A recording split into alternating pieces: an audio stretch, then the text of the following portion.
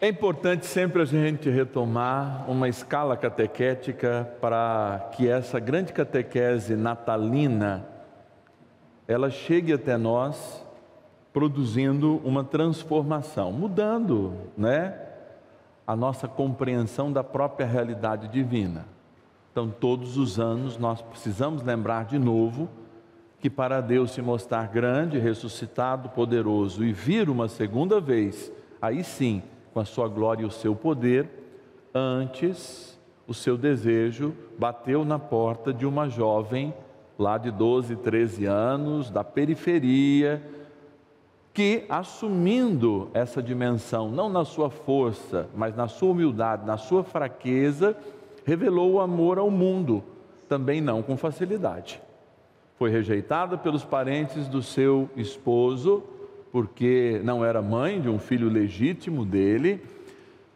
Foi, sim, incentivada por sua prima Isabel, mas depois de uma grande peregrinação, teve que peregrinar de novo, não só para o nascimento, mas para fugir da perseguição.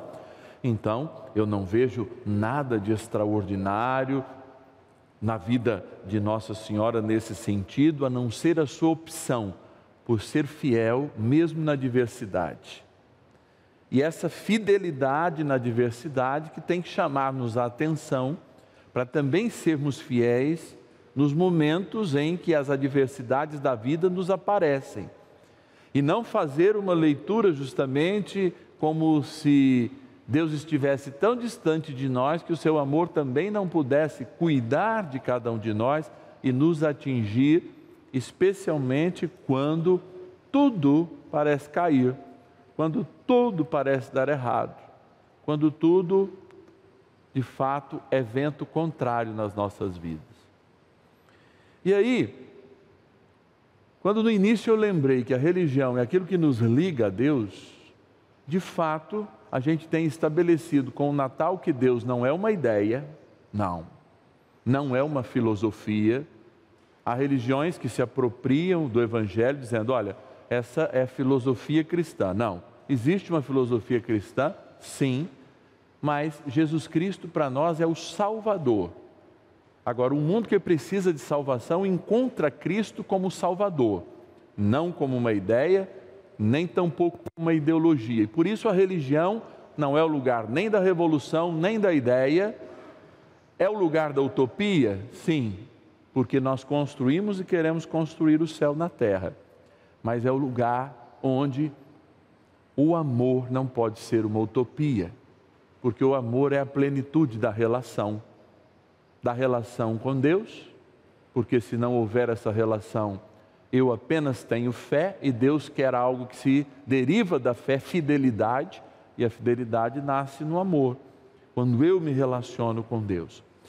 E aí a gente parte, antes para falar do amor, daquilo que a gente fala quando uma pessoa não ama, quando ela é ruim de entender o que é o amor e o que é a relação. A gente fala coração peludo, coração de pedra, coração endurecido. E o Evangelho justamente fala não de fé. O Evangelho não fala de outra realidade a não ser que eles não compreenderam porque tinham um coração endurecido. Então, quando a gente chega, está em dois irmãos lá, os dois brigam e ficam de mal. Aí a mãe ou o pai vem e fala assim, entende o teu irmão. O que ela está falando para nós? Ela não está falando para a gente compreender a história, a razão, a psicologia dele. Não está falando. Uma criança que está aprendendo na infância a andar, a falar e briga com o irmão, não conseguiria jamais compreender os frutos causais, a inveja, tudo aquilo que, por exemplo, quando o irmão nasce no dia do outro, rouba o aniversário e esse trauma fica para o resto da vida. É uma realidade que não muda. Veja quantas famílias nasceram perto os filhos aí, eles têm disputas terríveis, mas é porque eles não conseguem ler o sentimento do outro. Então, quando alguém diz assim, você está duro de coração, não é porque você tem que entender as fases psicológicas, as luas da pessoa, a TPM ou não. É porque você tem que fazer uma leitura com o teu sentimento acerca do outro. E é interessante que, olhem e prestem atenção, Jesus havia acabado de pegar 5 pães e 2 peixes e alimentado 5.000 homens, sem contar mulheres e crianças. E eles não entendiam. Entender na Bíblia é ter o conhecimento, é experimentar. E eles não entendiam, vai dizer o Evangelho que aliás é um Evangelho muito duro, não é? O Evangelho de Marcos, muito seco, vai dizer porque eles eram duros de coração. De repente eles viram Jesus, estavam reconhecendo Jesus, mas acharam que Jesus era um fantasma, ficaram com medo. E o Evangelho não fala que foi pela falta de fé, porque eles estavam com Jesus, não precisava ter fé, estavam cara a cara com Jesus. Mas eles falam que era porque o coração estava duro.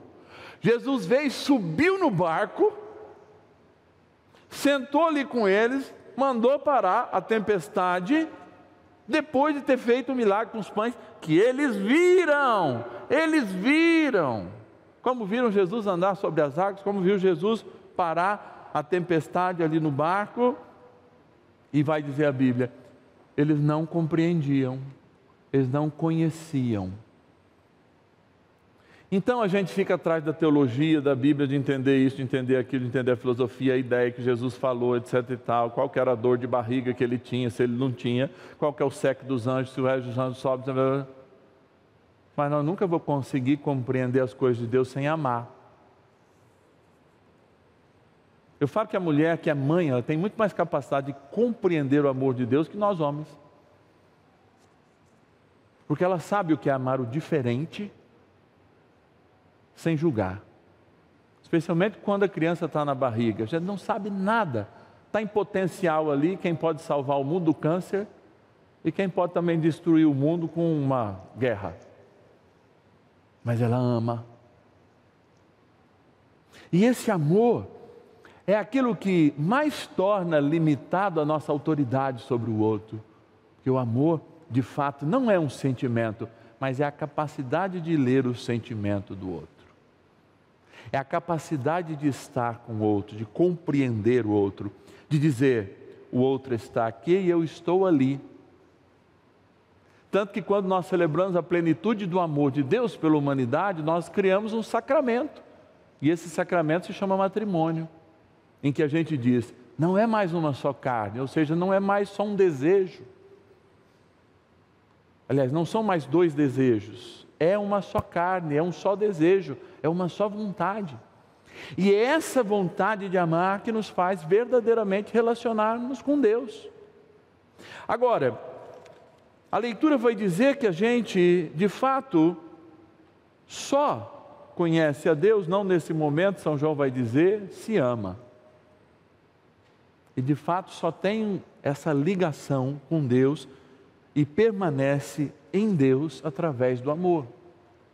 E aqui nós não estamos falando de sentimento, porque o sentimento se esgota. A gente ama a pessoa e pode errar. Porque o amor é um dom que transcende essa realidade humana e de fato nos ensina a nos relacionarmos, descendo sempre, se igualando sempre à realidade do outro, para estar no ponto de dialogar com o outro. E é interessante que Jesus fez isso, e a manifestação que ele inicia, quando se abre a todos os povos, é que ele desce. Jesus experimenta todos os sentimentos, dialoga inclusive com o medo. Jesus está dialogando com o medo, naquele momento que ele aparece como um fantasma andando sobre as águas.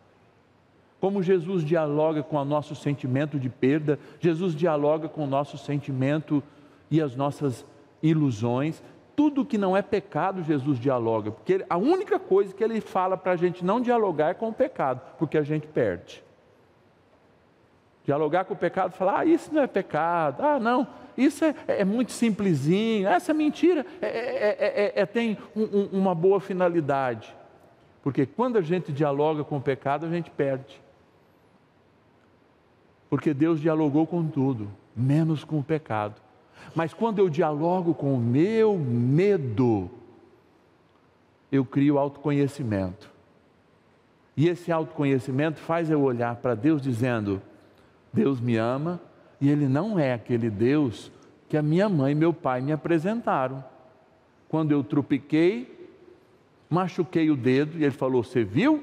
Você respondeu para o pai e para a mãe, trupicou, Deus te castigou. Como é esse Deus que nos educa no castigo, morrendo por nós na cruz para nos salvar? Não.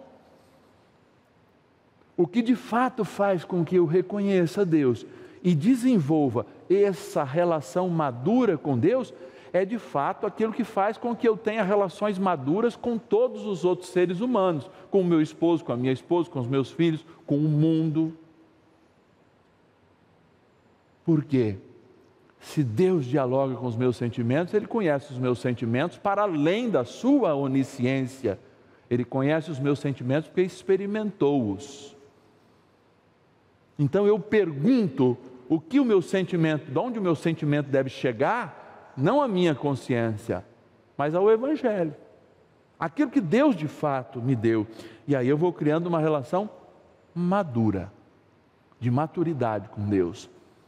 E a relação madura, eu conto aqui e explico rapidinho. É aquela do domingo, quando nossos pais são novos, a gente vai no domingo na casa deles e eles estão cozinhando.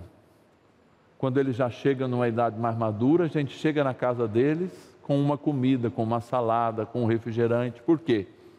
A gente já entende a limitação dele. Só que Deus para nós é ilimitado.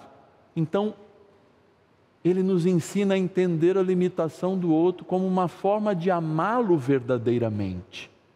E aí, o que a gente faz de modo invisível, com o céu, se torna visível quando nós nos encontramos como irmão.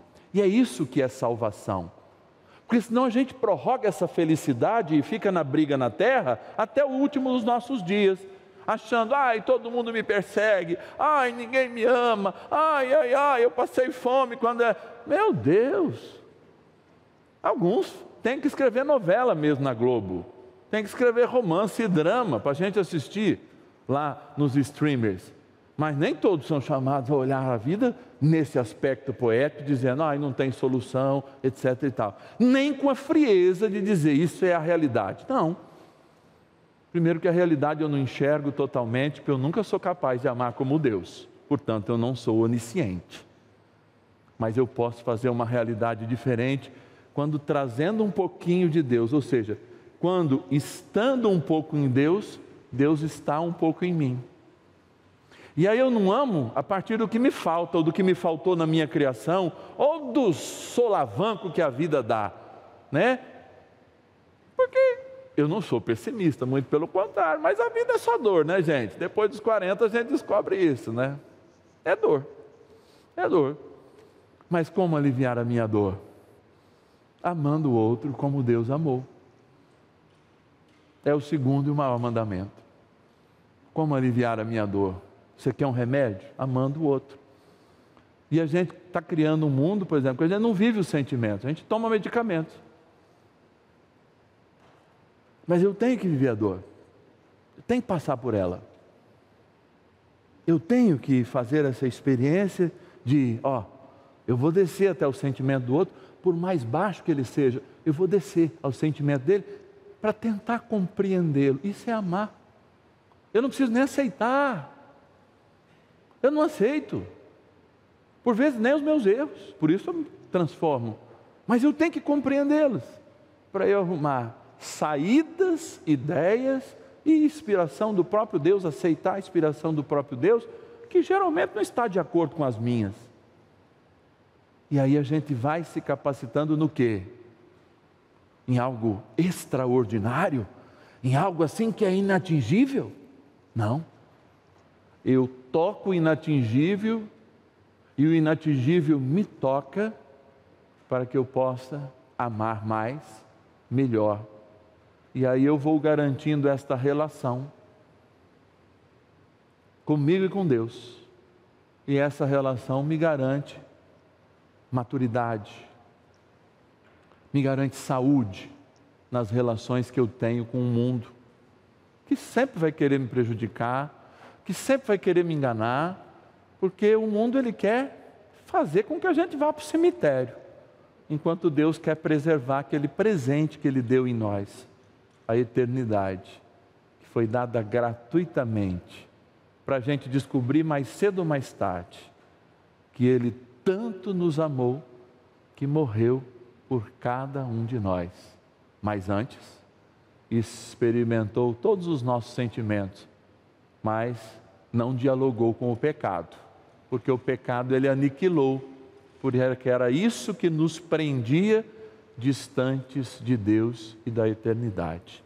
Ou seja, quem nos ensina verdadeiramente é quem muito amou, é quem morreu por mim e por você. É Jesus, que se manifesta tanto no presépio, mas porque se manifestou na cruz. Senhor, Deus, Filho de Deus, com o Pai, Deus, que enviou o Espírito Santo para que a gente se amasse de verdade, como Ele nos amou. E é isso aí. Louvado seja nosso Senhor Jesus Cristo.